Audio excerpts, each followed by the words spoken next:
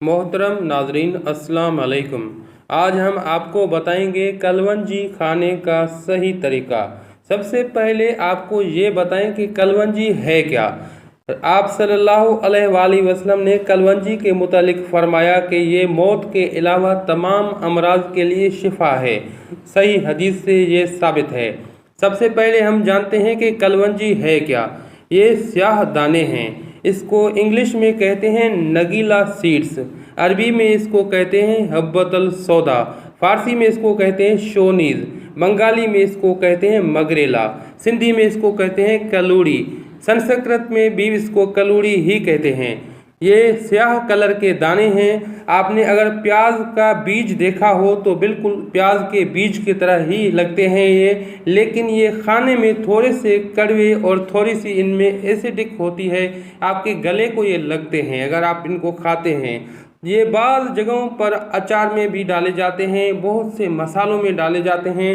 बाज़ जगहों पर ये आपको बावर्ची खाने का हिस्सा भी मिलेंगी। बहुत अच्छी बात है अगर आप ऐसा करते हैं। अगर आप नहीं करते तो आप ऐसा यकीनन कीजिए, क्योंकि अगर आप ऐसा करते हैं, आप सालन में कलवंजी का इस्तेमाल करते हैं, तो आप दुआए नबवी सल्लल्लाहु अलैहि वसल्लम में शामिल हो जाते हैं। तो इससे अगर हम इसके दो तरह के इस्तेमालात हम आपको बताएंगे। एक तो तिब्बी इस्तेमाल हम आपको बताएंगे कि अमराज में इसका इस्तेमाल कैसे किया जाता है और बहुत से अमराज में इसका डोजेज क्या है और इसकी इस्लाह कैसे होती है और इसका इस्तेमाल कैसे किया जाता है। दूसरा तरीका यह है कि हम दुआई मकसद से इसे इस्तेमाल करें, यानी हम दुआए नबवी सल्लल्लाहु अलैहि वसल्लम में शामिल हो जाएं। हम सेहतमंद हैं लेकिन हम दुआए नबवी सल्लल्लाहु अलैहि वसल्लम में शामिल होना चाहते हैं। तो सबसे पहले ये जानते हैं कि इसकी मिजाज क्या है। ये गर्म बदरजाए दोयम है और खुश्क बदरजाए दोयम है, यानी हमें पता चला है कि ये गर्म और खुश्क है। तो गर्म मिजाज जो अफराद हैं वो इसकी इस्लाह करके उसके बाद इसको दवाई मकसद से इस्तेमाल कर सकते हैं, लेकिन दुआई मकसद से तो इसके चंद दाने खाए जाते हैं, तो वो वैसे ही इस्तेमाल किए जा सकते हैं। ये अफ़ाल के लिहाज से कलवंजी बैरूनी तौर पर जाली और जाज़िब खून है। ये सूंघने से रतूबात दिमाग को नाक की तरफ जज़ब करती है, यानी कि आपके नाक को खोलती है, आपका नाक साफ हो जाता है, आपका नाक बंद नहीं हो पाता।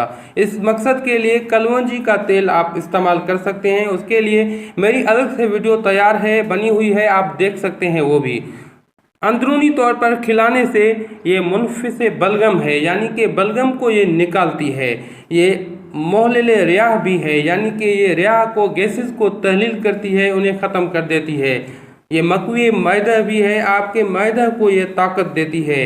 ये मिलियन तिबा है, यानी कि आपके तबीयत और मिजाज को नरम कर देती है। और ये कातिल किरम शिकम है, यानी आपके पेट के कीड़ों को ये मार देती है। ये मदर हैज़ है, यानी आपके बंद हैज़ को ये खोल देती है और आपका हैज़ ये जारी कर देती है। यहाँ से एक बात हम नोट करते हैं कि इससे पहले एक वीडियो मैंने बनाई थी शुगर के हवाले से, जो कि बेइंतहा अपनी जगह पर मुफीद है। शुगर के हवाले से मैंने जोशांदे का जो तरीका आपको बताया था, वही जोशांदा आप इसको पी सकते हैं। ये बेहतरीन मदर हैज़ भी साबित होता है और ये डाययूरेटिक भी साबित होता है, यानी कि आपके पेशाब को भी ये जारी करता है। लेकिन याद रखें कि हामिला औरतें शुगर के हवाले से वो जोशांदा नहीं पी सकती। हामिला औरतें शुगर के हवाले से वो जोशांदा न पिए तो उनके हक में बेहतर है। शुगर के हवाले से हमारे बहुत से नुस्खा जात दिए हुए और नुस्खे जो हैं उनसे वो फ़ायदा हासिल कर सकती हैं, लेकिन अपने मालिज के मशवरे से। और ये हर किस्म के दर्द को तस्कीन देती है, चाहे कमर दर्द हो, चाहे वजह अल मुफासिल हो, जोड़ों का किसी भी किस्म का दर्द हो, उसके लिए ये बेहतरीन है। इसको तन्हा या मुनासिब अदविया के हमरा सफ़ूह बनाकर इस्तेमाल किया जा सकता है। और इस अदविया को सिरका के हमरा इसका जो है इसका सफ़ूह बनाएं और सिरका में शामिल करें, पीसें अच्छी तरह से। इसको बर्स, बहक, दाद, गंज और दा अल सैलब जैसे अमराज में और महासों में तिला करके उनसे काफ़ी हद तक बचा जा सकता है, उनका इलाज किया जा सकता है। इसको सिरका के साथ पीसकर पुराने दर्द सर और शकीका में इसको सूंघने से काफ़ी ज़्यादा फ़ायदा होता है और इसको सूंघना यानी सऊद कराने से काफ़ी ज़्यादा फ़ायदा होता है और इस तरह से भी आप इससे फ़ायदा हासिल कर सकते हैं। अगर औरत के दूध में पीसकर अगर कतूर किया जाए यानी नाक में डाला जाए तो ये यरकान को ज़ाइल करता है। यरकान के लिए बेइंतहा मुफीद ये साबित होता है। इसको बिरयान करके यानी इसको भून कर इसको पीस कर अगर पोटली बनाकर बार बार सूंघा जाए तो इससे सर्द किस्म का नज़ला और ज़ुकाम बिल्कुल ख़त्म हो जाता है। अगर इसकी धुनी भी ली जाए तो उससे भी ये फ़वाइद आपको मिलते हैं। सबसे बेहतर तरीका ये है कि किसी प्लेट में या किसी चीज़ में आप डालकर थोड़ा सा चूल्हा गर्म करें तो उससे इसकी जब धुनी निकले तो आप धुनी लें, उससे काफ़ी हद तक जो है आपका नज़ला ज़ुकाम जो है उसमें आपको फ़ायदा होगा। और इस वायरस के दौर में आप ये ज़रूर किया करें, न सिर्फ आप अपना इलाज कर पाएंगे लेकिन आप दुआए नबवी सल्लल्लाहु अलैहि वसल्लम में शामिल हो पाएंगे। और चंद दाने अगर आप चबा लेते हैं तो ये बेहतरीन आपके लिए एक वैक्सीन साबित होगी और तमाम अमराज से आप बचे रहेंगे।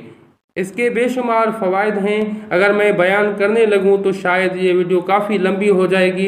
अगर इसका तेल बनाकर उससे मालिश किया जाए तो ये तेल न सिर्फ बहुत से अमराज के लिए फ़ायदेमंद है लेकिन स्पेशली फालिज के मरीज़ों के लिए बेइंतहा मुफीद है। तो इस तेल से दिन में कई मरतबा आप मालिश कर सकते हैं। अब आते हैं अपनी मौजू की तरफ, यानी कि इसको खाने का तरीका क्या है।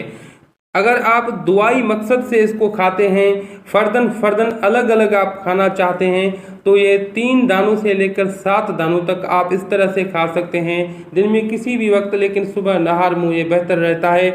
आप चबा लीजिए 3 दानों से लेकर 7 दानों तक। आपके गले में थोड़ी सी खराश हो सकती है क्योंकि ये खाने में थोड़े से तेज़ होते हैं। अगर आप चाहें न खा सकें तो फिर आप इन्हें पानी से वैसे ही भी निगल सकते हैं, इनके कोई मुज़र असरात नहीं है, लेकिन ये मिजाज के लिहाज से थोड़े गर्म ज़रूर हैं।